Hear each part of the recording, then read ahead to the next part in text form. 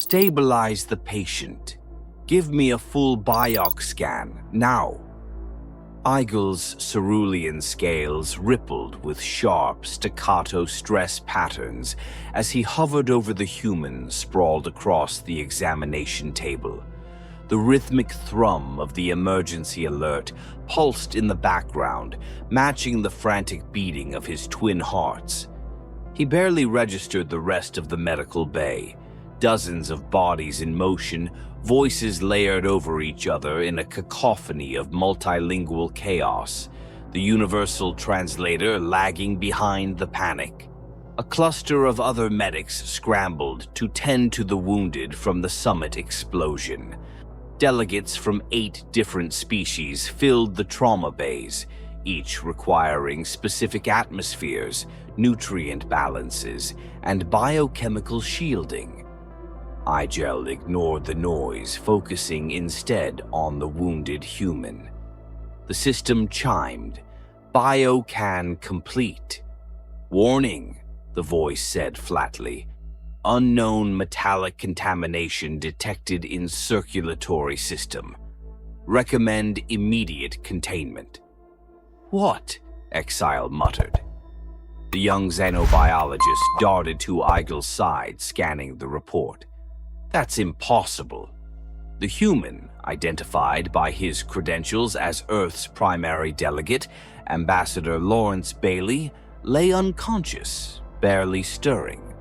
Shrapnel wounds peppered the left side of his body, where he had apparently shielded another delegate from the blast. But while the injuries looked painful, they were shallow, not life-threatening. It was the scan that defied logic. Iron, so much of it, far beyond environmental exposure, far beyond survivable limits. Eigel ran the test again. Second scan confirms initial results, the system reported. Metallic elements present in all samples, composition primarily iron-based. The throat frills at the base of Eigel's neck flared. It wasn't just residual contamination. The iron was part of the blood's composition. And yet, somehow, Bailey's vitals were stable. In fact, they were unremarkable. Calm, almost ordinary.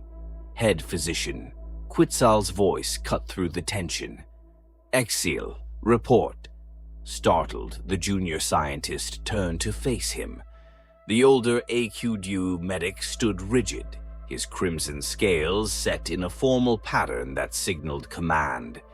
The human diplomat is stable, sir, Exil began, hesitating.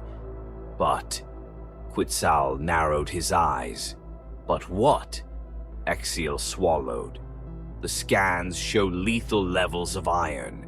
It's systemic, circulatory, but his vitals are completely unaffected. Quetzal's scales shifted sharply, alarmed. In the blood? Iron? That's impossible. Clear the bay.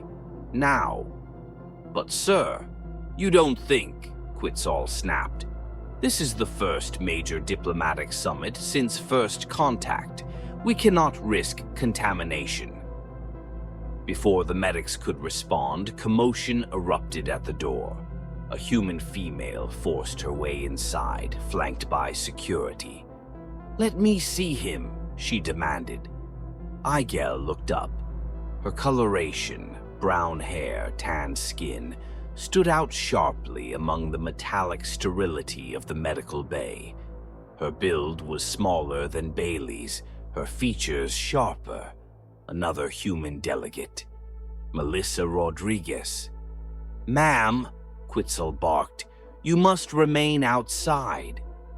There's been a contamination. What contamination?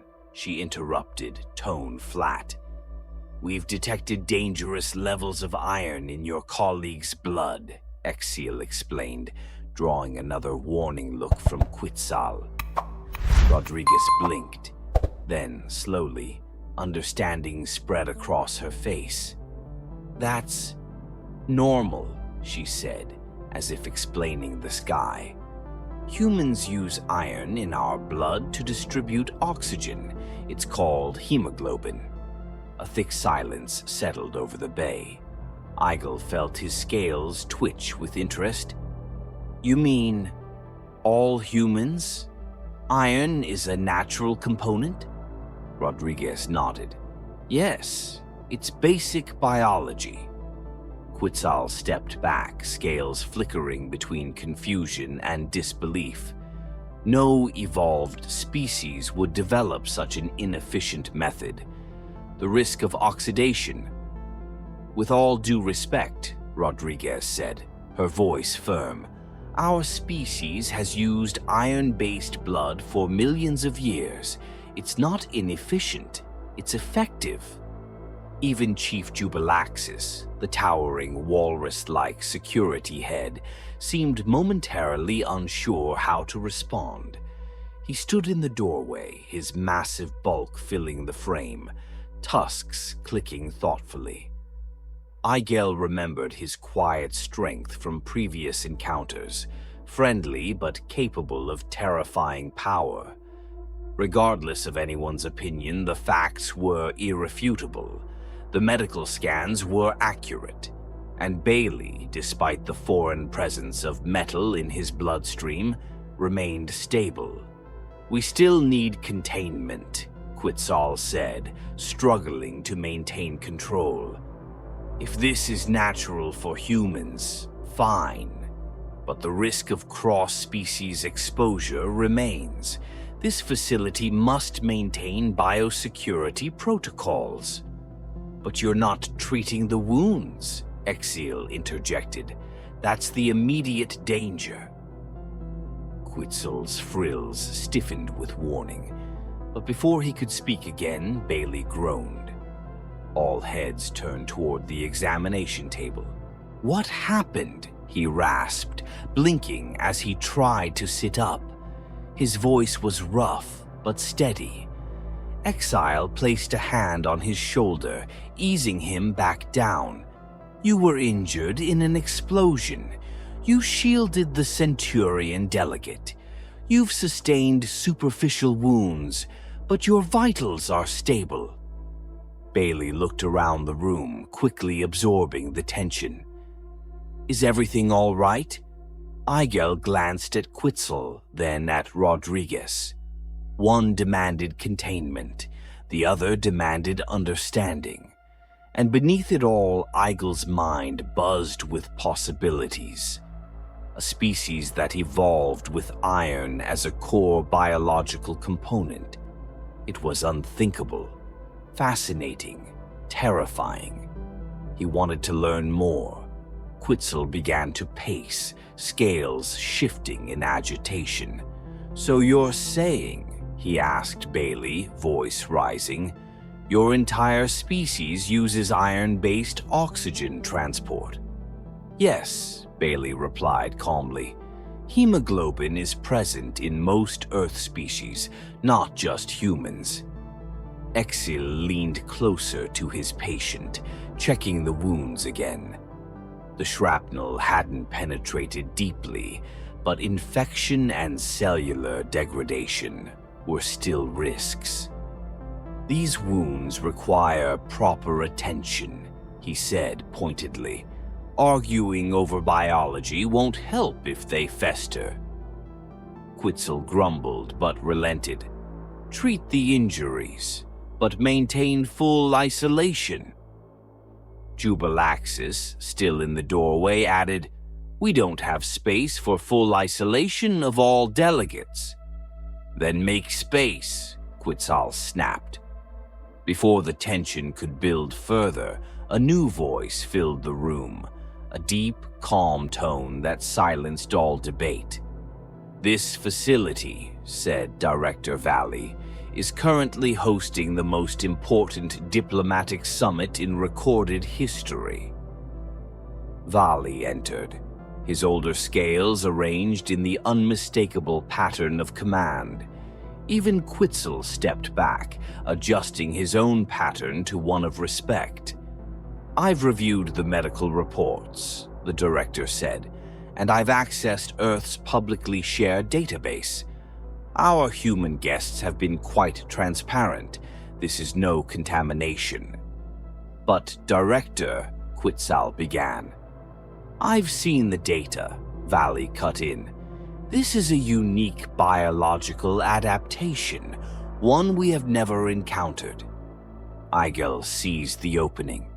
Director, the implications are immense.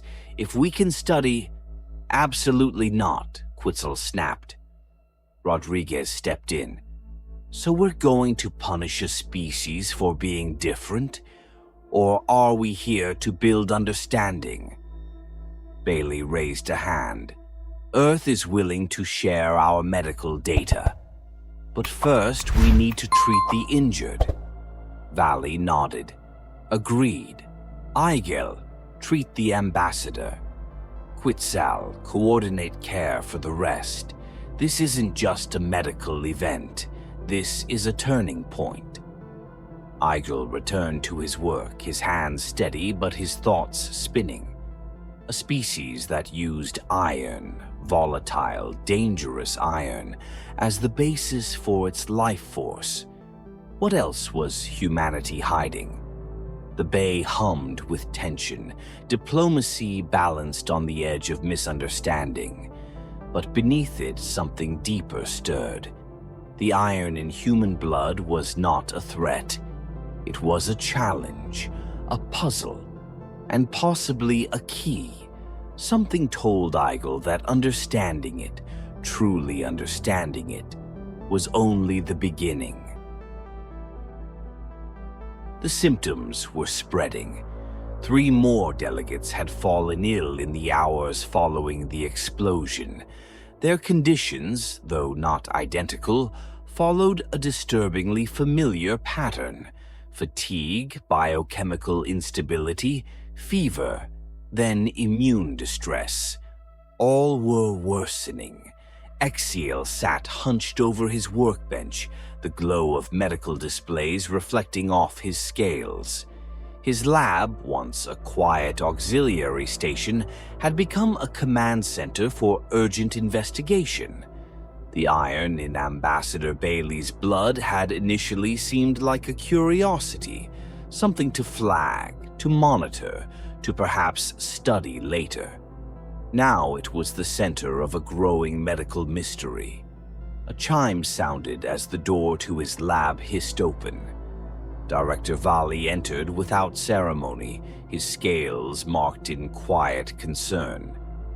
He didn't need to say anything. Exile had missed the morning briefing. Protocol breach. I assume you found something worth the infraction, Valley said, glancing at the display. Look, Exil replied, zooming in on the latest blood sample data. It's not just that human blood contains iron. The red cells don't just tolerate it, they manage it, actively. They use oxidation to transport oxygen efficiently. It's not a flaw, it's the system. Valley leaned closer, his aged frills subtly twitching in thought. And this justifies skipping critical updates. Exil looked up. 3 more delegates are showing symptoms. We're running out of time. Valley's posture stiffened.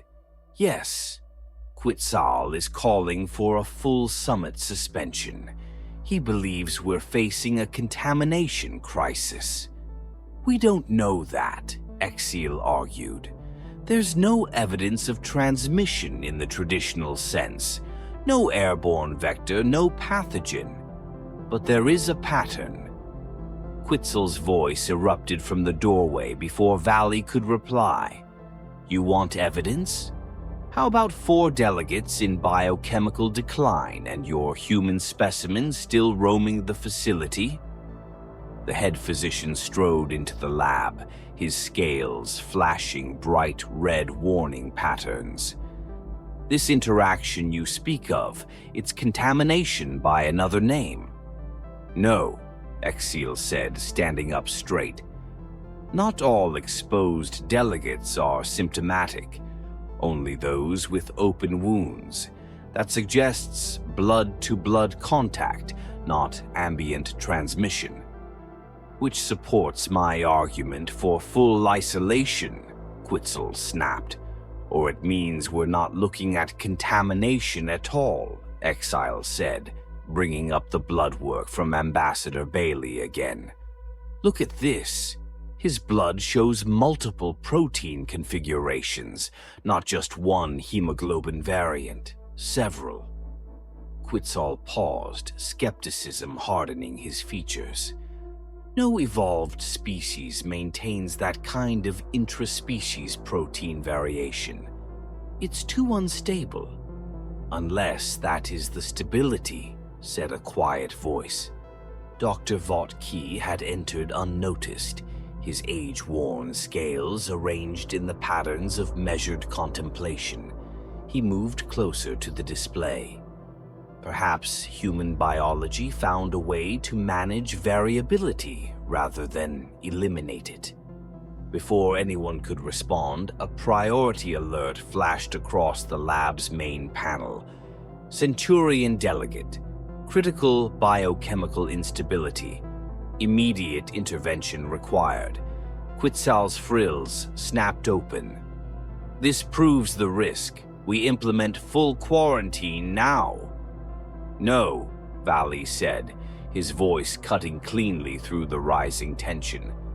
We need understanding, not reaction. Knowledge before action. He turned to Bailey's data again. Ambassador Bailey, would he consent to additional blood samples under diplomatic oversight? Yes, said another voice from the hall. Rodriguez stepped into view, eyes sharp, posture unyielding. He's already agreed. He wants to help, Quetzal scoffed. Willingness doesn't nullify the threat. Neither does fear override science, Rodriguez replied evenly. Valley nodded. Exil, prepare a research initiative, quietly. We need answers. Fast. Later that night, the maintenance corridors were darker and colder than Exil remembered. He followed Chief Jubilaxis, who moved with surprising grace despite his massive frame. This way, the chief murmured. 10 minutes. That's all I can give you. They slipped through a bypass door into the quarantined wing. Inside, the Centurion and 3 other delegates lay pale and sweating, their vitals monitored by machines that could do nothing to stop the decline. Exile moved quickly to Bailey's bed first. You're still researching? Bailey asked, voice hoarse but steady. They suspended me, Exile said, setting up his portable analysis kit. But I need to ask, has your species ever had issues with blood transfusions? Bailey nodded slowly. Different blood types, incompatible proteins. We used to kill people before we understood the markers. Then this might be the same, Exil said, taking a sample from the Centurion next. Their immune systems aren't just reacting to the iron, they're reacting to you, to multiple protein types their bodies can't identify. The scans came back quickly. The Centurion's blood was in chaos, an immune system in full rebellion, mistaking beneficial oxygen carriers for invasive threats. The foreign proteins triggered a cascading allergic response, while the iron, unfiltered by any specialized mechanism, wreaked havoc on cellular respiration. It's not the iron alone, Exil whispered. It's both. Immune confusion and metal overload. 2 attacks at once. And your plan? Jubilaxis asked, watching the door. We create synthetic proteins, neutralizing agents tailored to the immune systems of each species, like reverse blood antigens. Once introduced, they flagged the human proteins as safe. Then we let their bodies handle the iron the way humans do, gradually. Experimental, Jubilaxis muttered. Dangerous. The only option, Exiel replied. Or they die. They moved fast. Back in the lab, Rodriguez arrived with Bailey's medical notes, full blood type histories, population studies, immunization strategies. Combined with the data Exiel had already gathered, it was enough to start crafting a prototype. The first subject was the Centurion.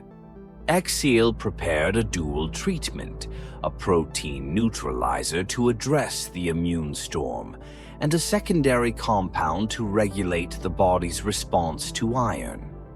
It was a tight balance. Too much of one, and the body would crash.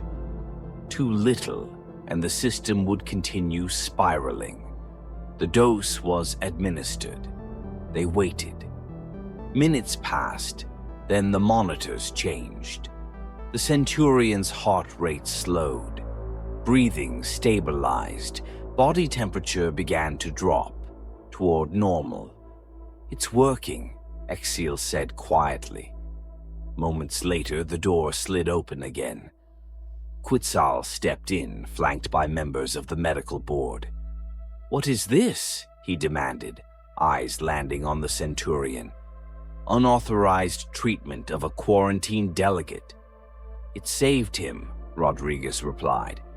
"You'd rather bury protocol than admit you were wrong?"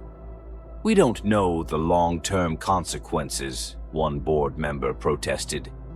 "And we do know the short-term one," Bailey's voice rang out as he stood shakily near his bed. "Death. The consequence was death." The board fell silent. Exile stepped forward, data displayed behind him. "This isn't guesswork, it's targeted immunology. It's what humans learn through centuries of trial and error. Their species survives because it adapted to variability, not despite it." The room held its breath. "You want to suspend me?" Exiel continued. "Fine, but do it after I save the rest of them." Valley stood beside him. "Director authority supports continued treatment. We proceed." And they did. One by one, the patients received tailored treatments, each designed for their unique biochemistry. The Octorian, the Elgin, the Arari. Different species, different reactions, but all began to stabilize. By morning, a miracle had taken root in the quarantine ward. No longer a fluke, no longer an accident, a method, a cure, and the start of something far larger than any of them yet understood. The hum of machinery filled the converted medical chamber, steady and quiet now, no longer the panicked chorus of alarms that had once echoed through its walls. The summit's old conference room had been stripped of its elegant decor, its diplomatic banners replaced with biochemical analysis terminals, containment arrays, and adaptive scanners.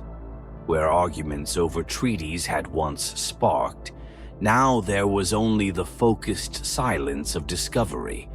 Exiel stood at the center of it all, his scales dim with the weight of exhaustion, but rippling with steady pulses of pride. Around him, researchers from 12 species worked in seamless coordination. Screens glowed with antigen maps and compatibility trees, synthetic proteins born of human biological chaos and alien ingenuity danced across simulations of species that had never before shared even a breath of medical language, and they were working. The Centurion delegate now walked without assistance. The Octorians sang again, their harmonic tones no longer warped by cellular stress. Even the fragile crystalline systems of the Quan were beginning to stabilize, adapting in real time to protein structures once assumed incompatible with life. A dozen impossible recoveries, a dozen voices no longer gasping for breath. Exile exhaled, long and slow. The crisis had passed, but something deeper had taken its place. Change. Rodriguez stood across the room, watching a pair of Elgen researchers compare protein sequences. Her expression was unreadable, part satisfaction, part weight. She hadn't left the medical wing for days. When she noticed Exil looking, she gave him a small nod. It said everything words couldn't. "You've turned diplomacy into medicine," she said later as they walked through the now quiet halls of the medical wing. "Or maybe medicine into diplomacy. Maybe they were always the same thing," Exil replied, voice low. They passed a window looking into the observation chamber. Bailey stood inside, speaking with delegates from 4 species, none of them wearing masks, none of them keeping distance. One leaned forward, offering a handshake, a human gesture, accepted without hesitation. 3 months ago, the idea would have drawn alarms, protocol violations, formal reprimands. Now it was just routine. Ordinary in the way only the miraculous can become once it is proven to work. Valley met them at the entrance to the new immunological wing. His scales bore the patterns of satisfaction, edged with curiosity. "We've received confirmation," he said. "Earth's Council has approved the Bailey Exil Protocol for interstellar emergency use, and 3 delegations have pledged support to expand your lab." Exil nodded, trying to absorb it all. "They're trusting us. They're trusting what you did," Valley corrected gently. "What we all did, against panic, against fear. You chose science." Exil stepped into his new lab. State-of-the-art, multi-species accessible, scanners and samples already waiting. This wasn't a reward, it was a responsibility. "We've developed immunization models for 15 species," he said, speaking almost to himself.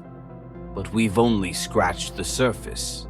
What about species with dual circulatory systems or electromagnetic respiratory adaptation?" "You'll find a way," Valley said.